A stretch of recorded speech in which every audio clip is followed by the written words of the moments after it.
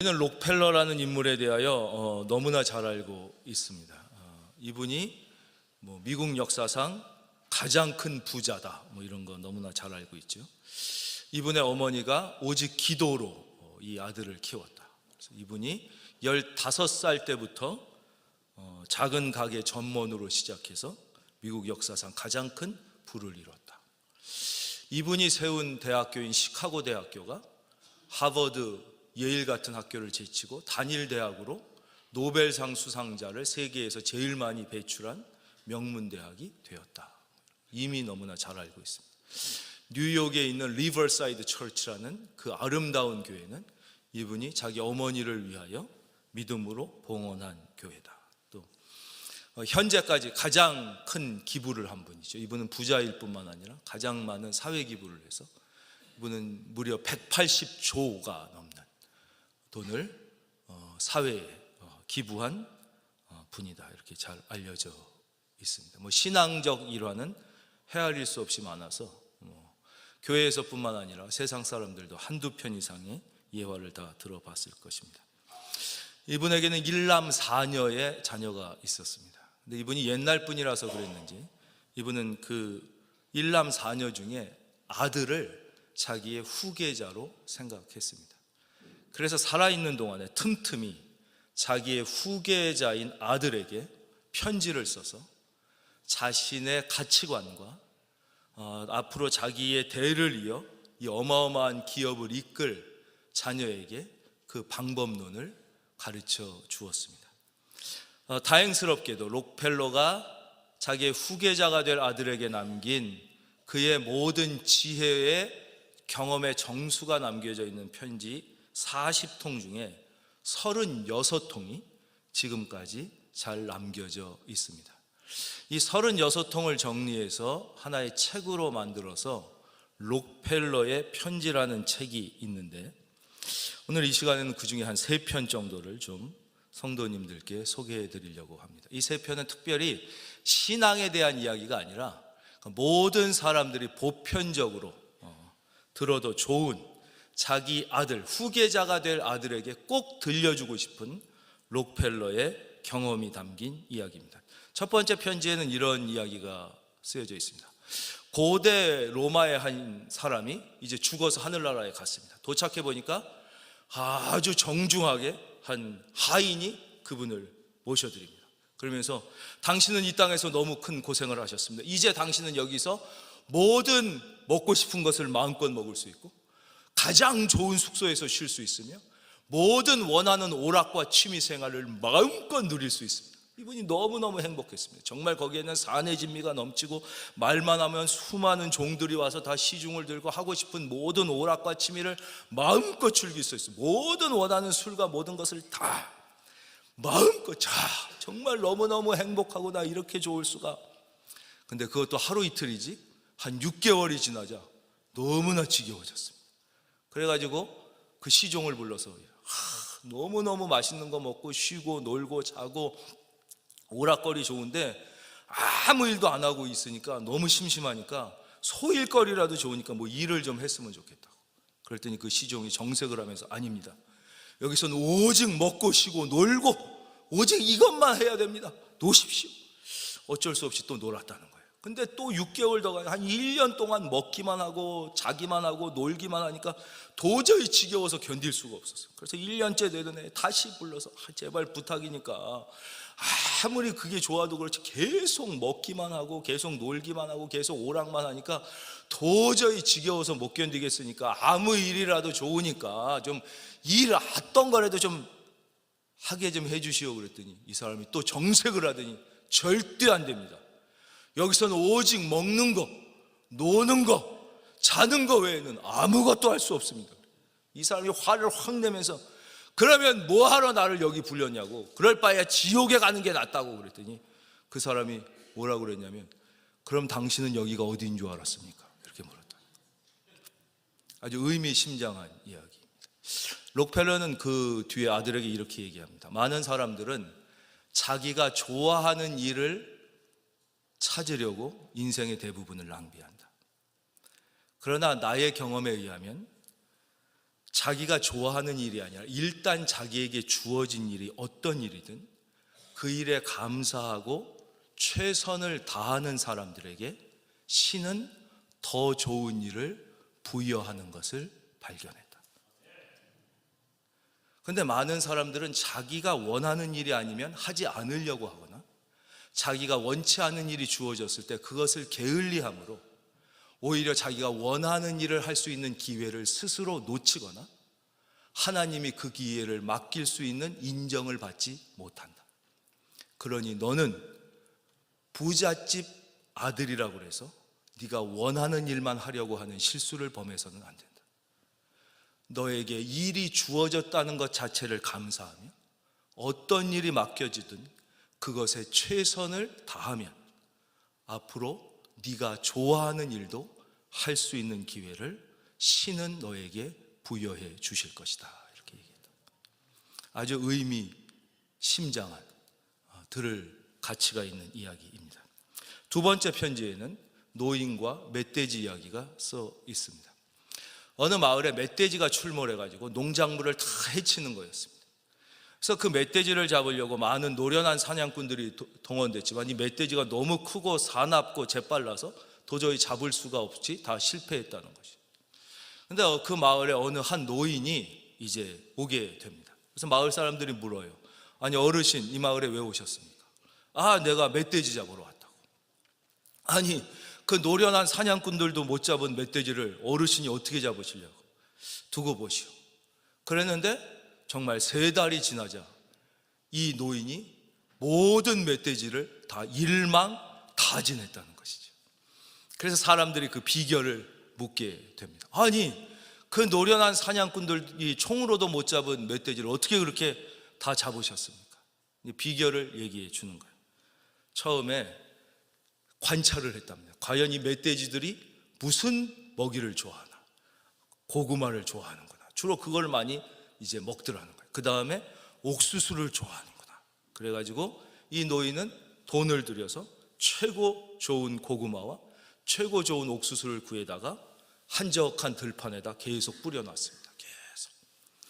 그렇지만 멧돼지가 먹지 않죠. 다 경계하면서 다 멀리서 보기만 하고 먹지 않습니다. 그래도 포기하지 않고 매일매일 한 달 동안 멧돼지가 제일 좋아하는 음식을 계속 뿌려놓은 것이죠. 한 달 정도 지나자 경계가 풀어진 한 제일 날래고 무시무시한 멧돼지가 와서 먹기 시작합니다. 그래도 뭐 그 다음 날도 또 좋은 거 두고 또 좋은 거 주고 하니까 그 다음 날은 또 다른 멧돼지가 와서 먹기 시작합니다. 그 다음 날 또 계속 하니까 이제는 거의 2달이 끝나갈 때쯤에는 그 멧돼지들뿐만 아니라 그 멧돼지들이 자기 가족까지 다 데리고 와서 거기서 맛있는 이 고구마 파티, 음식 파티를 하기 시작하는 것이죠. 이제 셋째 달이 시작될 때 똑같이 이렇게 최고 좋은 먹이를 놔두고 이 노인은 말뚝을 하나 가지고 가서 그 막 먹고 있는 멧돼지들 사이에 말뚝을 하나 탁 박아 놓습니다. 둘째 날 가서 그 옆에 말뚝을 하나 또 박아 놓습니다. 셋째 날 가서 또 말뚝을 하나 박아. 그러나 이 멧돼지들은 벌써 2달 넘게 계속 그냥 먹었기 때문에 신경을 쓰지 않는다는 거예요. 왜냐, 하루에 하나씩 박으니까. 마침내 2달 30일이 되던 때는 주변에 말뚝이 이렇게 다 박히게 되는 것이죠. 그리고 31일째 멧돼지들이 다 들어왔을 때 마지막 문을 딱 만들어 닫으니까 그 모든 멧돼지들이 다 그곳에 그냥 들어와 잡히게 되었다라는 이야기를 적어주면서 록펠러는 아들에게 이렇게 얘기합니다. 이 세상에 공짜 점심은 없다. 네가 나의 아들로 태어났다고 해서 노력하지 않고 거저 얻으려고 한다면 너는 마지막에 반드시 빈털터리가 되어 죽을 것이다. 이 세상에 많이 가지고 태어난 자라고 해서 반드시 많이 가지고 끝을 맺는다는 법은 없으며 아무것도 없이 태어난 자라고 해서 아무것도 없이 죽는다는 법도 없다. 나는 아무것도 없이 태어났으나 오늘 여기에 이르렀고 예전 나의 친구들은 부잣집 자녀로 태어났으나 지금 아무것도 없는 친구들이 너무도 많다. 하나님은 심은 대로 거두게 하시더라. 그랬습니다. 이것은 성경에서 끊임없이 땅이 있는 동안에는, 창세기에서 분명히 말씀하십니다. 땅이 있는 동안에는 하나님은 만홀이 여김을 받지 아니하시나니 사람이 무엇으로 심든지 그대로 거두리라. 그랬습니다. 여러분, 좋은 것을 심으시고 많이 심으셔서 저는 여러분 모두가 좋은 것을 많이 거두는 그런 인생이 되기를 바랍니다. 이 세상에 공짜 점심은 없다는 것입니다. 그리고 마지막 편지 소개해드리고 싶은 거는요, 록펠러가 사람을 구분하는 기준에 대해서 얘기합니다. 그러니까 많은 사람들이 사람을 자기 나름대로 구분하는 기준이 있다는 거예요. 교양이 있는 사람, 없는 사람, 좋은 대학을 나온 사람, 나쁜 대학을 나온 사람, 부자, 가난한 자, 그렇죠? 이렇게 나눈다는 거예요. 여러 기준을 가지고. 그런데 자기도 그 기준이 있다는 것이에요. 근데 자기가 인생을 살아보니까 배운 자, 못 배운 자, IQ가 높은 사람, 낮은 사람, 가진 자, 못 가진 자, 이런 구분은 거의 의미가 없더라는 거예요. 그런데 가장 의미 있는 구분이 있는데 그것은 무엇이냐? 부정적인 사람과 긍정적인 사람. 그러면서 너는 어떻게든지 부정적인 사람을 멀리하고 긍정적인 사람을 가까이 해라. 아무튼 긍정적이면 살고 부정적이면 죽는다는 사실을 꼭 기억해야 된다. 이렇게 썼습니다. 여러분, 그렇습니다. 그래서 하나님은 우리에게 뭐라고 말씀하세요? 항상 기뻐해라. 항상 긍정적이 되라는 거예요. 쉬지 말고 기도해라. 범사에 감사해. 이게 무슨 뜻이에요? 항상 긍정적이 되라는 것이. 근데 이게 우리가 긍정적이 되기 싫어서 안 되는 게 아니에요. 왜 우리가 부정적이 되냐면, 우리가 생각한다고 우리가 착각하지만 사실은 우리가 생각하는 게 아니라 우리가 생각의 지배를 받기 때문에 그렇습니다. 생각은 내가 하는 게 아니라 생각은 내가 원치 않아도 떠오르는 사건이에요. 그렇잖아요. 내가 생각하고 싶지 않은 비판적인 생각이 떠올라서 내가 거기에 지배를 받거든요. 부정적인 생각이 떠올라서 내가 거기에 지배를 받는 거지, 긍정적인 생각을 하고 싶다고 긍정적인 생각이 자꾸 나면 좋지요. 근데 나도 모르게 부정적인 생각, 비판적인 생각, 나쁜 생각이 자꾸 난단 말이에요. 염려, 근심, 불안, 걱정, 이런 게 자꾸 떠오른단 말이에요. 그래서 우리가 그러고 싶지 않지만 부정적인 생각을 하는 거예요. 그렇기 때문에 우리는 어떻게 해야 되느냐? 늘 시간을 내서 긍정적인 하나님의 말씀을 읽어야 되는 것이에요. 알았죠? 그래서 긍정적인 생각이 나를 지배하게 해야지, 내가 긍정적인 생각을 하고 싶다고 하게 되면 뭐 다 긍정적으로 살 수 있고 그럴 수가 없어요. 그렇기 때문에 자꾸 말씀을 암송해야 되는 거예요. 말씀을 자꾸 읽고 말씀을 자꾸 암송하고, 가장 쉽고 좋은 방법을 제가 소개해 드릴 테니까 그게 뭐냐? 찬송을 많이 부르는 거예요. 찬송.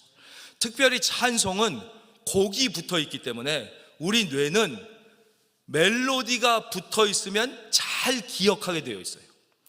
그래서 유행가 가사는 잘 기억이 되는 거예요. 그래서 특별히 찬송가는 우리의 신앙의 고백과 하나님의 말씀으로 되어 있는 찬양이 많기 때문에, 그렇죠? 이걸 자꾸 우리가 찬양 시간에 그냥 이게 시간이구나 뭐 이러지 말고 마음을 다해서 열심히 부르면 그게 나도 모르게 나의 무의식에 박히게 되는 거예요. 무의식에 박히게 되는 거예요. 말씀을 읽을 때도 제가 말씀드렸죠. 소리내서 읽으면 어떻게 된다고요? 눈으로 보고 내 입으로 소리내고 그게 다시 내 귀에 들리고, 네 번째 무의식에 각인된다고 그러죠. 찬양도 마찬가지예요. 우리가 소리내 열심히 부르면 그 가사가 나의 무의식에 각인되면서 자꾸 좋은 생각, 긍정적인 생각이 나를 지배하게 되는 거예요. 그렇지 않으면 우리는 가만히 있으면 어떻게 돼요? 부정적인 생각이 다 죄성 때문에 저절로 떠오르게 되어 있는 거예요. 염려, 근심, 불안, 걱정, 초조, 그리고 부정적인 생각, 남을 향한 나쁜 생각이 자꾸 떠오른단 말이에요. 여러분, 찬송이 여러분의 생각을 지배하기를 바랍니다. 찬송이 하나님의 말씀. 그래서 하나님의 말씀을 많이 읽고 많이 암송하고, 여러분 큐티하면요 인생이 바뀌는 거예요. 그래서 하영조 목사님은 생전에 뭐라고 말씀하셨냐? 여러분 행복해지고 싶습니까?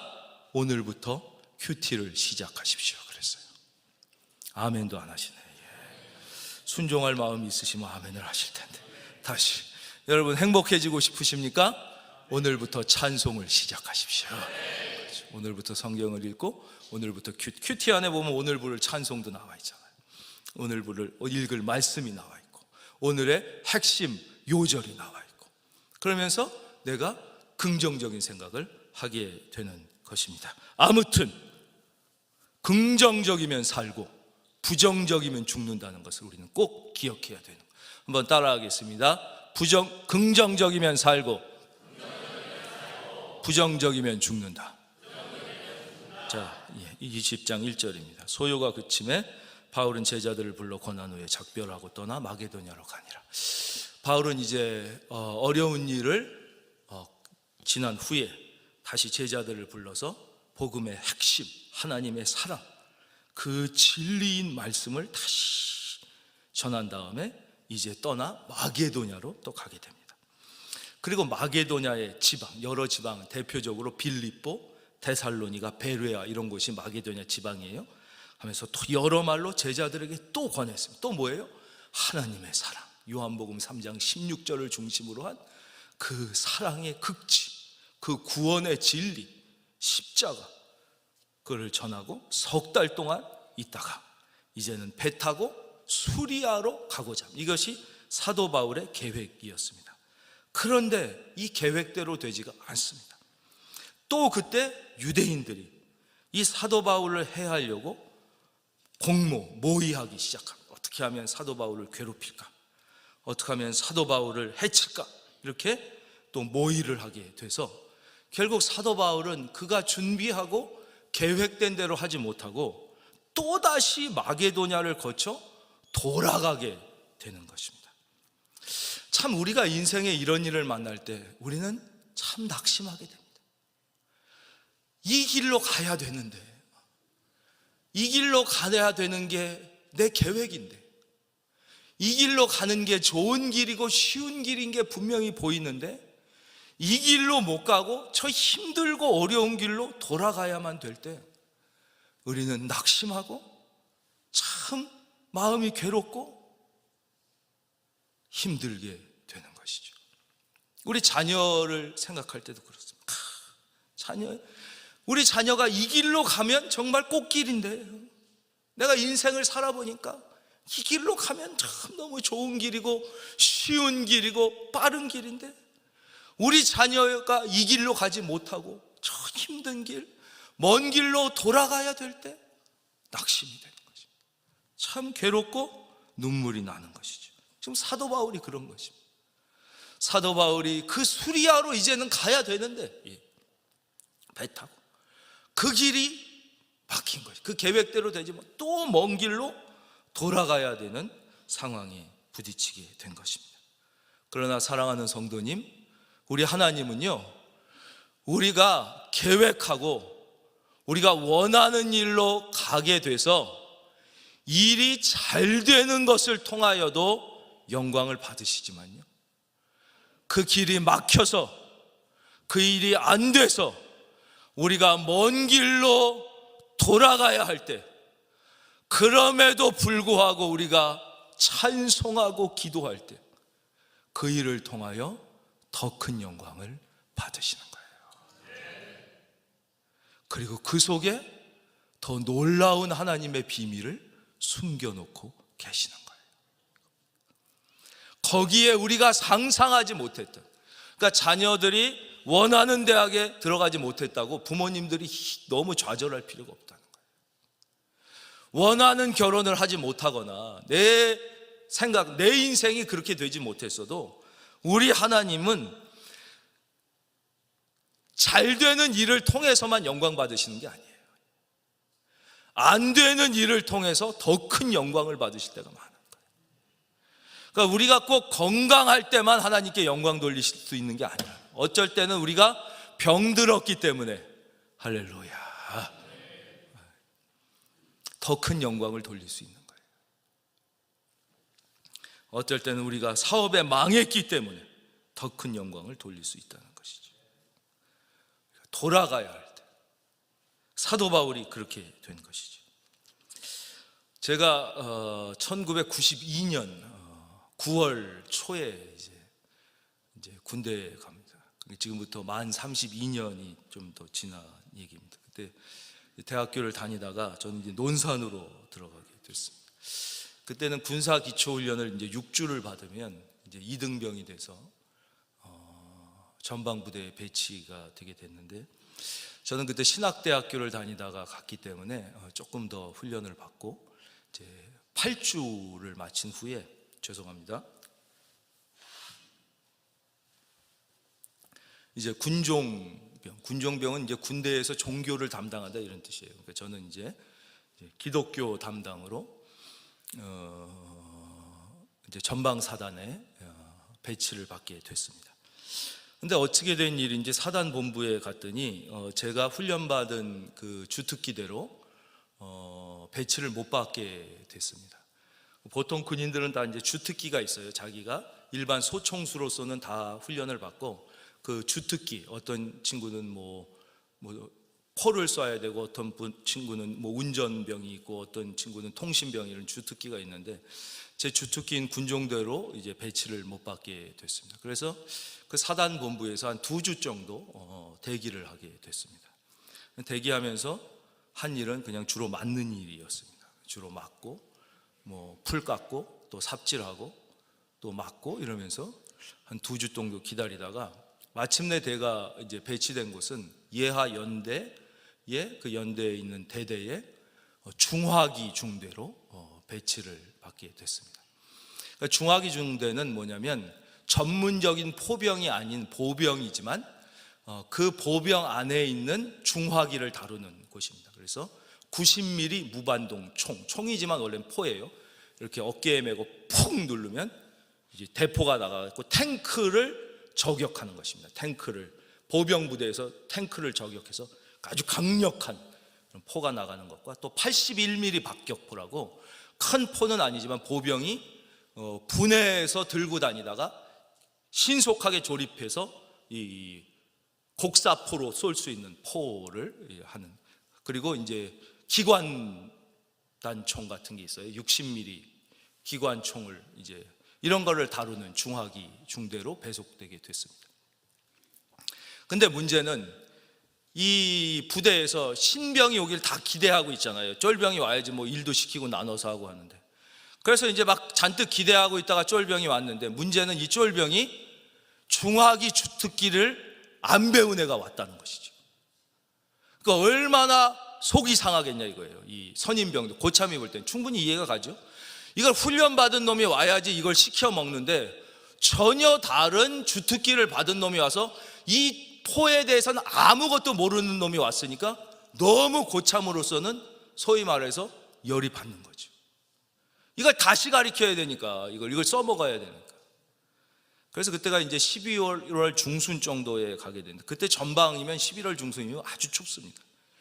이제 다시 일과가 끝나면 밤중에 나가가지고 그 대포하고 90mm 무반동총 다루는 법을 다시 주특기 교육을 급속으로 이제 배워야 됐습니다. 잘 못 배웠겠죠. 그러니까 이제 무지하게 맞았습니다. 맞고 뭐 욕 먹고, 이제 하루하루가 이제 그런 날이었습니다. 계속 맞고, 술 안 먹는다고 맞고. 근데 결정적인 것은 주일이었습니다. 드디어 주일이 돌아온 거예요. 그래 이제 주일날은, 그때는 이 고참들은 다 쉬고 쫄병들이 고참 옷을 다 빨래해주고 군화 닦아주고 청소해주고 모든 걸 다 하던 때니까, 지금하고 다르니까 쫄병이 그걸 다 해야 되는 거고, 특히 제일 쫄병이면 그걸 다 해야 되는데, 얘가 그걸 해야 되는 오전 제일 중요한 시간에 죽어도 자기는 예배를 드려야 된다는 거예요. 그러니까 교회 안 다니는 사람들이 볼 때는, 그때는 신자라고 안 그러고 환자라고 그랬거든요. 환자가 들어온 것입니다. 그것도 거의 말기 환자가 들어온 거예요. 미치는 것입니다. 근데 제가 막 울면서도 난 예배는 드려야 된다 그러고 거기 그러고 있으니까 막 고참들이 볼 때는 미치겠는 거죠. 이건 패도 뭐 소용이 없는 거예요. 난 예배는 드려야 된다고 그러고 뭐 청소도 안 하고 빨래도 안 하고 그러고 엎어져 있으니까 근데 내무실에 그때 저희 내무실에 40명이 같이 잤는데 이쪽 침상에 20명, 이쪽 침상에 20명 쭉 잡니다. 제가 쫄병이니까 제일 아래 칸에 자고 제일 위 칸에 이제 제일 내무실에 고참이 잡니다. 그때 저희 침상 제일 위 칸에 허하사라는 분이 잤어요. 이분이 실제 직업 군인이 아니라 그냥 똑같은 병사인데 제가 군 생활할 때만 잠깐 있었던 게 일반 하사라는 제도가 있었습니다. 그건 초급 간부가 너무 적었기 때문에 일반 병사 중에 좀 똘망똘망하고 머리가 잘 돌아가는 친구들을 선발해서 2주간 하사관 교육대라는 데 보내서 2주간 훈련을 시키고 병장이 아니라 하사계급장을 달아줍니다. 그리고 분대장을 시키는 제도가 잠깐 있었습니다. 그분이 있었던 거예요. 근데 그분은 키가 한 186, 7 정도 되고 말술을 먹고 아주 남자답고 운동신경이 뛰어나고 아주 사격도 잘하고 사람도 기가 막히게 잘 패는 진짜 남자다운 남자였습니다. 진짜 뭐 주먹이 이런 사람이 있잖아요. 근데 그 허하사가 이제 제가 이제 막 맞으니까 그럼 이제 미칠 거 아니에요. 예. 시끄러우니까요, 내무반이. 근데 그 허하사가 놀랍게도 매 맞고 있는 저를 보더니 야, 그 막내 교회는 보내줘라 그러는 거였습니다. 저에게는 거의 주님 같은, 주님의 음성 같은. 그래서 이제 그럼 군인들은 모여서 움직이죠. 모여서 교회를 갔다 오면 이제 고참들이 교회 갔다 왔다고 이제 불러서 때리지요. 근데 또 때리는 건 안 막아줘요. 맞을 짓을 했으니까 맞으라는 것입니다. 그럼 이제 막 맞아요. 이제 그 다음 주 주일이 되면 이제 주일 오전에 주로 또 군인들이 하는 게 전투 체육이라는 걸 합니다. 그냥 축구하는 건데 군대는 무조건 전투라는 말을 다 붙이잖아요.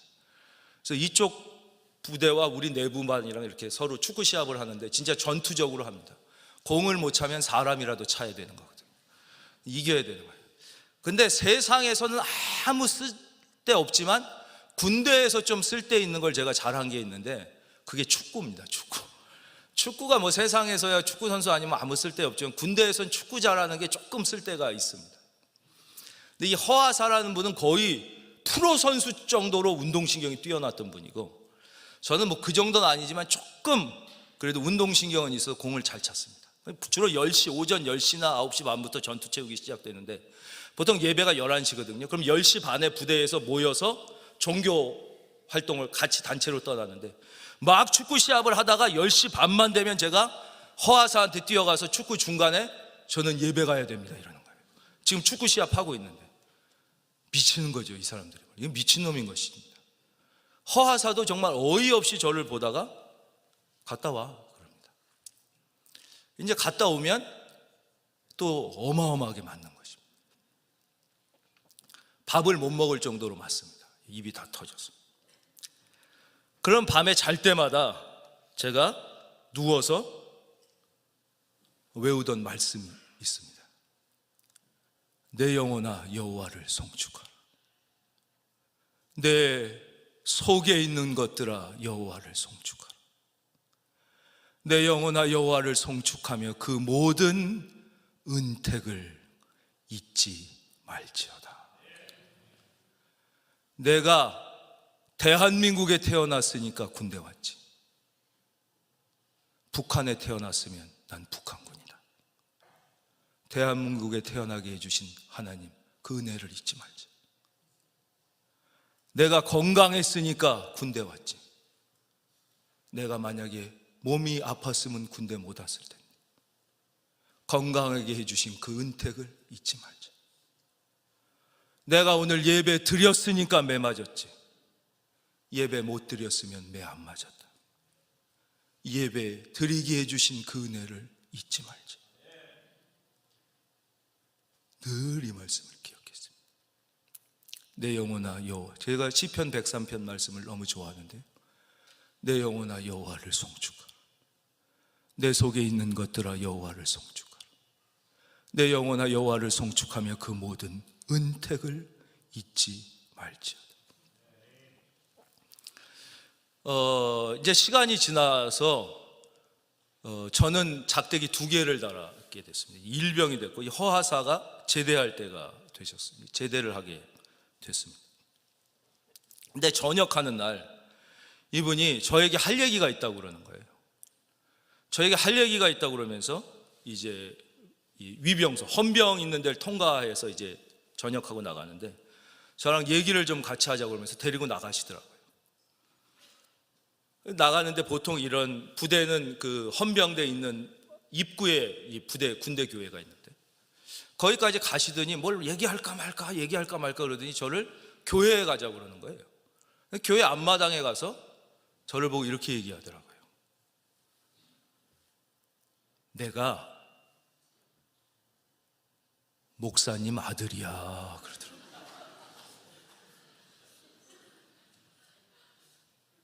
내가 원래 목사님 아들인데 내가 너무 교회에 시험이 들어서 내가 교회라면 이를 갈았다. 근데 내가 너 보고 좀 마음에 느낀 게 있어. 그래서 이 얘기를 할까 말까 하다가 그래도 마지막 너한테 얘기하고 가야 될 것 같아서 얘기하고 간다. 나 이제 고향 가면 다시 교회 가려고 그래. 그러면서 담배를 탁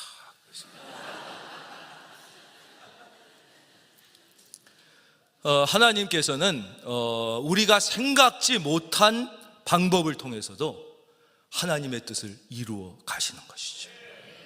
자, 그 다음 말씀입니다.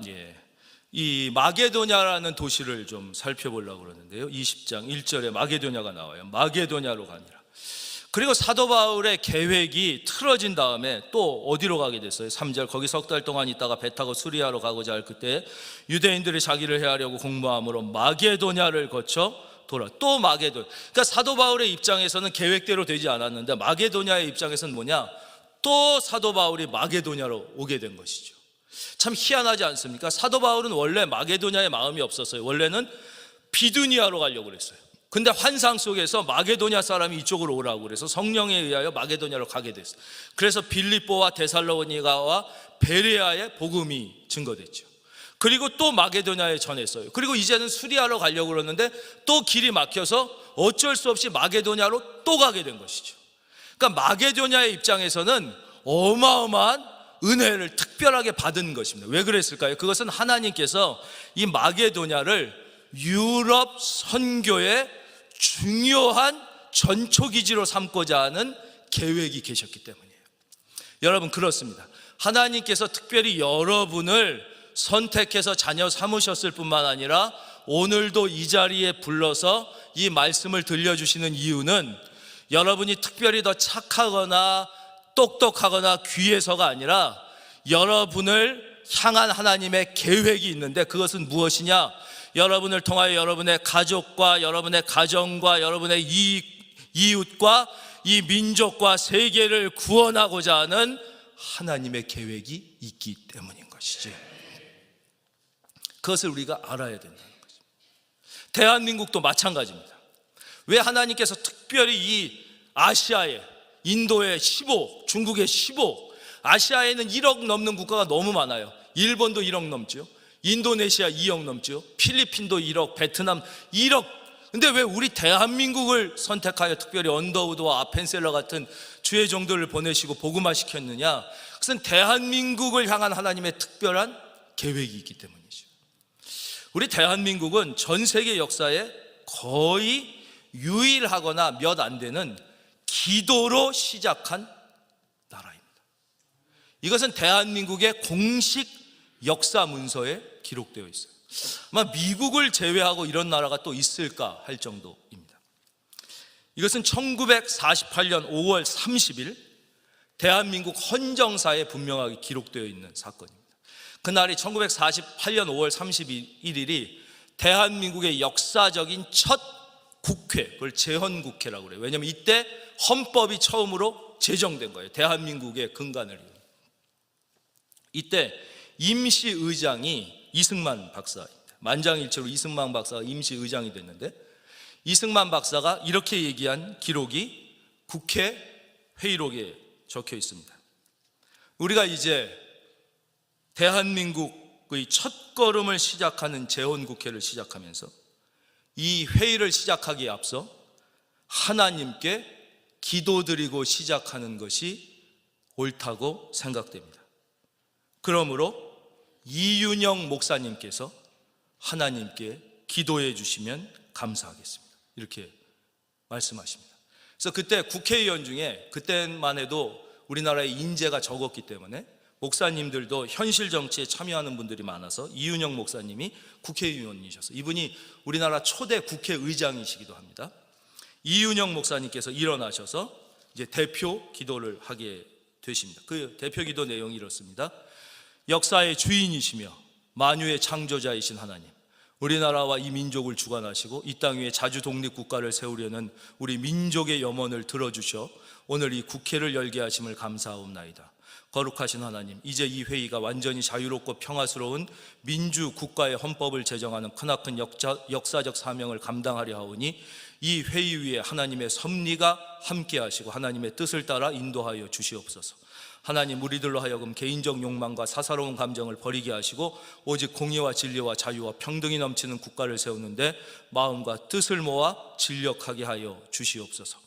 우리의 과거를 돌아볼 때 수천 년의 역사가 영광보다도 고난이 많아 싸우며 또 여러 민족들이 자행한 압박과 통치를 받아온 고통의 나날들이었음을 고백하오니 하나님, 이 모든 과거를 깨끗이 씻으시고 이제 새하늘과 새 땅 새로운 민족으로 나아가게 하여 주시옵소서. 우리에게 광명한 마음과 깨끗한 양심과 굳센 의지를 허락하셔서 이 땅 위에 유구한 민주주의의 터전을 잡게 하시고 이로써 대한민국이 세계 평화와 인류 번영에 이바지하는 나라가 되게 하여 주시옵소서. 우리 주 예수 그리스도의 이름으로 기도하옵나이다. 아멘. 우리나라가 이렇게 시작됐습니다. 그래서 여러분들은 대한민국에 대하여 자부심을 가지셔도 좋습니다. 세계 역사에 이렇게 하나님 앞에 기도하고 시작된 나라가 그럼 우리나라 같은 사람이 뭐 특별히 일본 사람보다 더 정직하고 똑똑하고 양심적이어서 아니라는 거죠. 뭐 중국 사람보다 특별히 태국 사람보다 우리나라 사람이 더 착하고 진실하고 성실해서가 아니라 우리 이 민족을 통하여 이 아시아의 40억을 구원하시고자 하는 하나님의 계획이 있었기 때문이라고 저는 믿습니다. 그 계획을 우리가 하나님의 뜻을 깨달아 잘 감당해 나갈 때 하나님의 은혜와 축복은 계속되는 것이고, 우리가 그것을 망각할 때, 유대인들이 망각하게 됐을 때 하나님의 진노와 심판이 임했던 것처럼 우리가 그것을 망각하게 되면 하나님의 촛불은 또 옮겨가게 되는 것이죠. 그 다음 4절에서 6절까지 많은 사람들의 이름은 뭐냐면 초대교회가 어떻게 이루어졌는가를 말씀해 준, 출신 성분이 아주 다양한 사람들, 그게 초대교회예요. 즉 초대교회는 다양한 사람들이 모여서 만들어졌다는 것이죠. 여러 다양한, 그게 건강한 교회는 어떤 한 지역, 어떤 한 계층이 아니라 다양한 지역과 다양한 계층의 사람들이 모여 있다는 거예요. 여기서 보면 뭐 베레아 사람, 데살로니가 사람, 더베 사람, 아시아 사람이 다 모였다는 거예요. 유럽 사람과 아시아 사람과 다양한 도시가 다 모여. 이게 건강한 거예요. 그리고 또 어떻게 돼요? 이 사람들이 지금 어디로 가냐? 예루살렘 교회로 가요. 왜 가냐? 도와주기 위해서. 즉 이방인 교회가 유대인 교회를 도와주는 거예요. 이것은 오늘 우리에게 적용하면 뭐냐? 도시교회가 반드시 시골 교회를 도와줘야 된다는 거예요. 지금 도시교회는 다 시골교회 덕에 생긴 거예요. 지금부터 50년 전에는 도시교회라는 건 별로 없었을 거예요. 다 시골에 살았잖아요. 그분들이 다 서울로 올라와서 살고 도시를 이루고 자녀를 낳음으로 서울의 도시의 교회들이 커졌단 말이에요. 그렇기 때문에 도시교회들은 이제 시골교회를 도와줘야 되는 책임이 있는 거예요. 그러니까 우리는 우리끼리 했지 뭐 시골은 다 시골이 해야지, 이런 생각은 하나님의 뜻이 아니란 말이에요. 그래서 여기는 이 이방인들 교회가 지금 힘을 모아가지고 유대인 교회를 도와주러 가는 것이죠. 여러분, 시골 교회를 위해서 기도해 주는 사명이 있는 거예요, 우리가. 할렐루야. 예. 오늘 말씀의 제목은 문제가 오면 이렇게 하라였습니다. 그렇죠? 우리 계획대로 되지 않고 문제가 올 때 우리는 낙심하지 말고 하나님의 뜻과 계획을 기다리면 됩니다. 하나만 더 말씀드리겠습니다. 이 마지막으로 가나의 혼인잔치를 좀 생각해 보려고 그러는데요. 가나의 혼인잔치, 아주 기쁜 날인데 어떻게 됐어요? 큰 문제가 생겼죠. 포도주가 떨어진 것입니다. 우리로 치면 제일 기쁜 날에 음식이 떨어진 것입니다. 난리가 났어요. 근데 어떻게 문제가 해결됐어요? 이 큰 문제가 생겼을 때 그 문제를 예수님께 가지고 왔잖아요. 자기가 해결하려고 하지 않고 그 예수님의 어머니가 예수님께 포도주가 떨어졌다고 가지고 왔단 말이에요. 예수님이 처음엔 거절하셨죠. 여자여 나와 무슨 상관이 있나이까. 근데도 실망하지 않고 계속 가지고 왔어요. 그랬더니 예수님이 해결책을 주시잖아요. 물을 갖다가 부어라. 문제는 이 해결책이 우리가 원하는 해결책이 아니라는 데 있어요. 보통 우리들은 어떤 해결책을 원하냐면 돈을 줄 테니 시장에 가서 포도주를 사와라, 이런 해결책을 원한단 말이에요. 아니면 박 사장한테 얘기해 놨으니 그 집에 가서 포도주를 꿔와라, 뭐 이런 해결책을 원한단 말이에요. 근데 예수님이 말도 안 되는 해결책을 줬다는 거예요. 이게 중요해요. 여러분, 하나님의 방법은 우리의 방법과 다르다는 것을 기억해야 되는 거예요. 그러니까 문제가 올 때 하나님은 절대 우리의 문제를 외면하지 않으셔요. 근데 우리는 하나님이 주시는 해결책을 외면하는 거예요, 계속. 왜? 내 생각과 다르니까. 근데 여기서도 보면 보통 이 사람들의 해결책은 뭐예요? 지금 말씀드린 것처럼 돈을 줄 테니까 시장에 가서 포도주를 사오라든가, 박 사장네 양조장에 말해뒀으니까 거기 가서 포도주를 갖고 빌려와라는데 전혀 다른 해결책을 말씀해 주시는 거예요. 그렇기 때문에 우리는 늘 하나님의 방법은 우리의 생각과 다르다는 것을 꼭 기억해야 돼요. 마지막으로 제일 중요한 것은 무엇이냐면, 포도주를 준비하는 것은 주인의 할 일입니까? 손님의 할 일입니까? 당연히 주인의 할 일이에요. 그러니까 연회장이 뭐라고 그래요? 마지막에 칭찬하잖아요. 야, 주인을 칭찬하면서, 자, 사람들마다 처음에는 좋은 포도주 내다가 다 취한 다음에는 싸구려 내는데 이 집 주인은 오히려 나중에 더 좋은 걸 내는구나 하고 막 주인을 칭찬한단 말이에요. 그건 주인이 할 일이지 예수님이 할 일이 아니, 손님이 할 일이 아니에요. 그러나 주인의 자리를 예수님에게 내어드렸을 때 바로 그 주인은 칭찬받는 주인이 된 것이죠.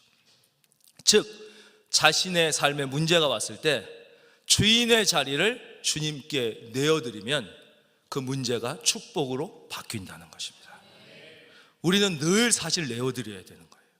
그래서 주님 아니에요. 주님이 무슨 뜻이라고 말씀드렸어요? 주인님 아니에요, 주인님. 우리의 삶의 원래의 주인이신 예수님께 주인의 자리를 내어드려야 되는데, 우리는 계속 내가 주인이 되려고 하니까 이 문제를 해결하지 못하고 계속 문제 속에 갇혀 지내게 되는 것입니다. 여러분, 원래의 주인이신 예수님께 여러분의 주인의 자리를, 여러분이 주인된, 내가 주인 삼은 그 모든 것을 원래의 주인 되신 예수님께 내어드려서 여러분 더 자유롭고 더 행복하고, 모든 문제가 축복으로 변하는 경험을 날마다 하며 살아가시기를 주의 이름으로 축원합니다.